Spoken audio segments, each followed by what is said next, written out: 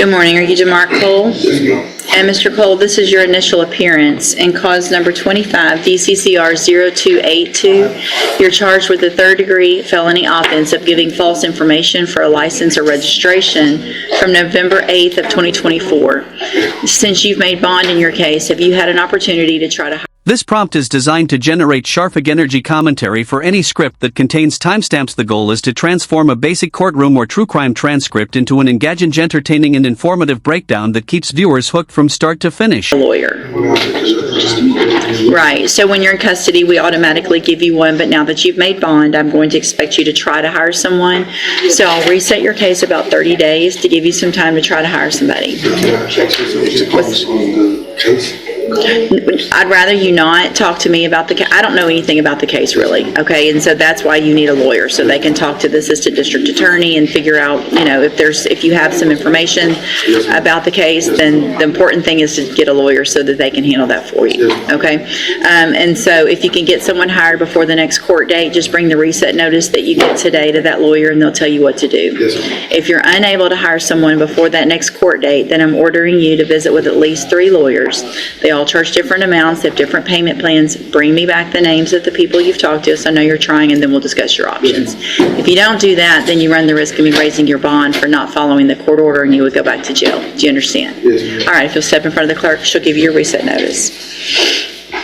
A defendant stands in court, alone. The commentary added under this prompt aims to blend legal explanations with dramatic reactions, helping the audience not only follow the story but understand the weight behind every decision made in court, whether it's a judge's warning or a defendant's hesitation. Each moment gets highlighted with clarity and punch.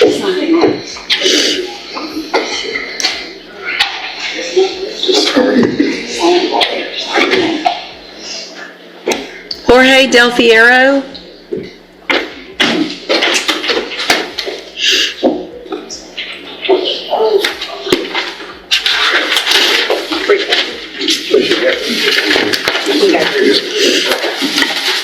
Good morning. Are you Jorge Del Fierro? And Mr. Del Fierro, this is your initial appearance in cause number 25, DCCR 0892. You're charged with the third-degree felony offense of assault, family violence by impeding breath or circulation from January 31st of 2025. And since you've made bond in your case, have you had an opportunity to hire a lawyer? So Martin Jr., he said I was going to come over here to get, try to get a lawyer or find a lawyer. Right. So what I'll do, Mr. Del Fierro, is give you about 30 days to see if you can hire somebody. If you get someone hired before the next court date, bring the reset notice that you get today to that lawyer, and they'll tell you what to do. Yes. If you're unable to hire someone before that next court date, I'm ordering you to visit with at least 3 lawyers. They all charge different amounts. They have different payment plans. Bring me the names of the lawyers you've talked to, so I know you're trying, and then we'll discuss your options. Yes. If you don't do that, then when you come back, you run the risk of me raising your bond for not following the court order, and you would go back to jail. Do you understand? All right, if you step in front of the clerk, she'll give you that reset notice.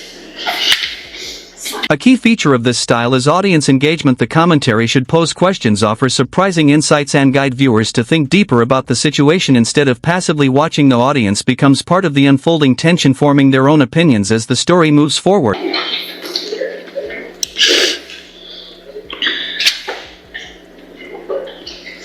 Kingston Walker. Kingston Walker.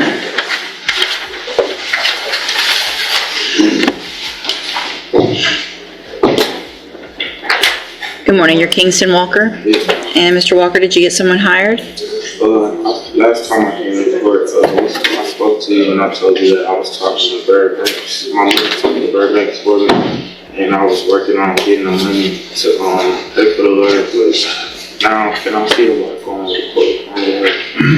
Well, did you talk to some other attorneys? Somewhat. My mother helped me. That's why I've been busy with work.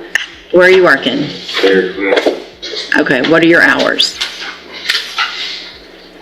I don't even know how to answer that question. You don't know how to answer that question? I work through the week. Right, but you don't go to, what time do you usually go to work every day? Is it different? It's different. Right, so what time do you go to work tomorrow? I don't work tomorrow. Oh, so you have some days off? Yes, ma'am. Where you could talk to some attorneys? Right. Right.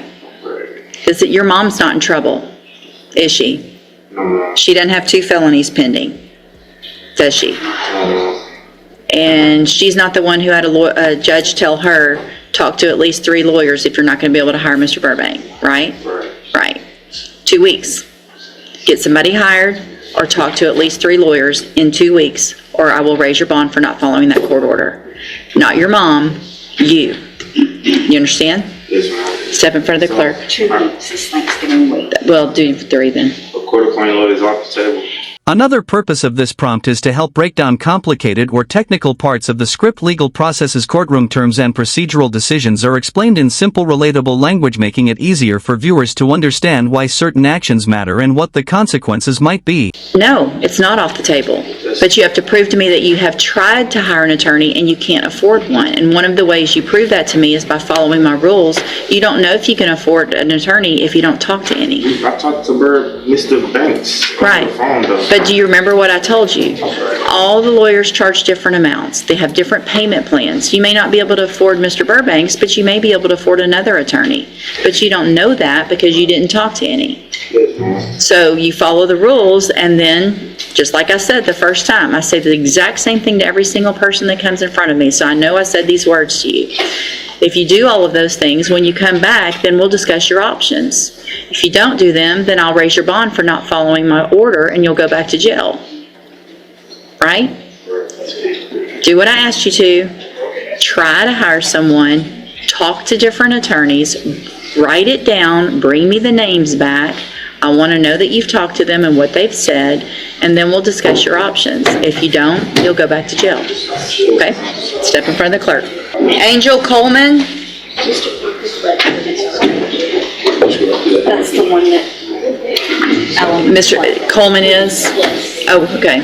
I'll hold that one, as soon as I get that paperwork through, I'll take care of it. I'll take care of your case in just a second. Thanks.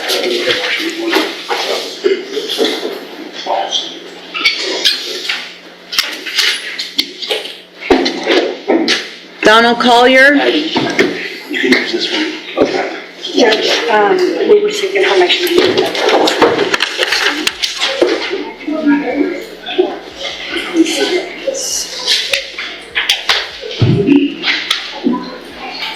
If you'll just call that name, Donald Collier, for me real quick, and then I'll do an at-large without proper bond.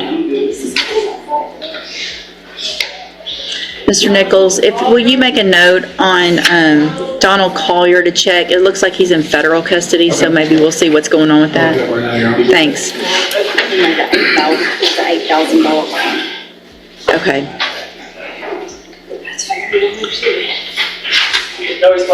All right, I'm going to find that he's at large without proper bond and reset his bond at $50,000.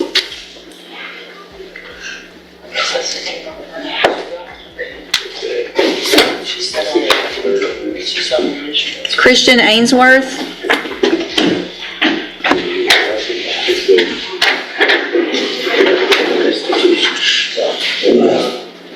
Good morning, you're Christian Ainsworth? And Mr. Ainsworth, were you able to get someone hired? No, but I did talk to 3 different attorneys. Who'd you talk to? I talked to Jim Sharon Bearden, Orange, and the law office of James R. Lincoln, and William Marcus Wilkerson. Okay. Last time I was here, he told me to bring my pay stubs. I wasn't able to print them, but I did get them emailed to my email address. Okay, So I don't know if I can send them to the county clerk. that's okay. So where are you working? Raising Cane's. Okay, so what I'm going to do, Mr. Ainsworth, is have you fill out some paperwork to see if you qualify for a court-appointed lawyer. Thank you for doing everything I asked you to do. Make sure you fill out that paperwork accurately and completely. You're going to swear under oath that it's all true and correct, and then I'll take a look at it. If you'll step down to the clerk, she'll give you that.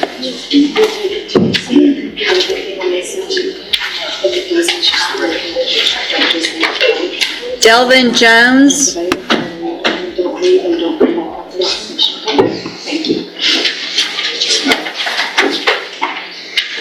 Good morning, you're Delvin Jones? Yes, ma'am. And Mr. Jones, since you've made bond, let's see, you are on probation for credit debit card abuse, and there was a bond set, and have you had an opportunity to try to hire a lawyer? Not yet. Okay. Out of county. So your bondsman's an out-of-county bond person, is that correct? Yes, ma'am. Okay. All right, so what I'm going to do, Mr. Jones, is reset your case about 30 days. You need to try to get someone hired, okay?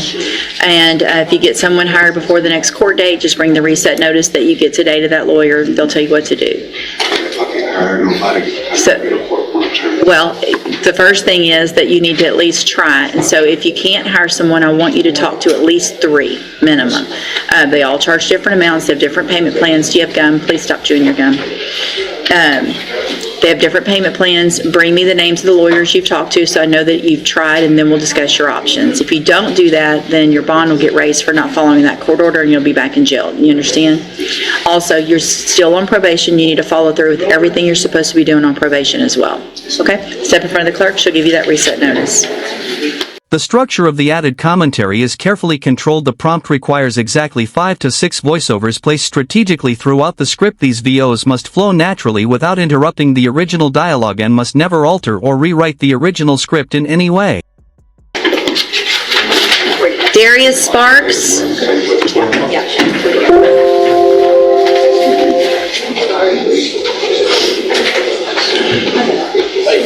Good morning, you're Darius Sparks. And Mr. Sparks, were you able to get someone hired? No, ma'am, but I'm still working on saving towards the project. Speak up, please. I'm still working on the project of the lawyer. For who? Did you talk to some lawyers? We talked about them in our previous dynamic. Okay. And so when, how long, how much you have saved? I got like 300 savings. I'm working hard so right now. Where are you working? Kids. Okay. Have you talked to some other attorneys? I had talked to who was the Gertz. Uh-huh. I ain't tell him all my business because I already told Dunham all my business. And I'm going with Dunham. Well, here's the thing. If you've only got 300 saved, this isn't going to continue on for however long. I mean, I just need another month. you think you'll get them hired in one more month? I just need another month. All right, this is going to be the last reset. If it's not going to work with them, you need to talk to some other attorneys because you may find somebody that you can afford. But you need to either have them hired or you need to have talked to some other attorneys. Then we'll discuss your options. So make sure you do that, okay? I'm aiming for them because I see they stats and what they can do for me. Right, and I don't disagree, and I understand that, but if it's not going to work out, you need to at least see what your other options are. Okay? Step in front of the clerk. Overall, this prompt is designed to turn any courtroom transcript into a dynamic YouTube-ready presentation with sharp humor, tension-building hooks, smooth transitions, and insightful breakdowns. It ensures high audience retention and a polished narrative experience.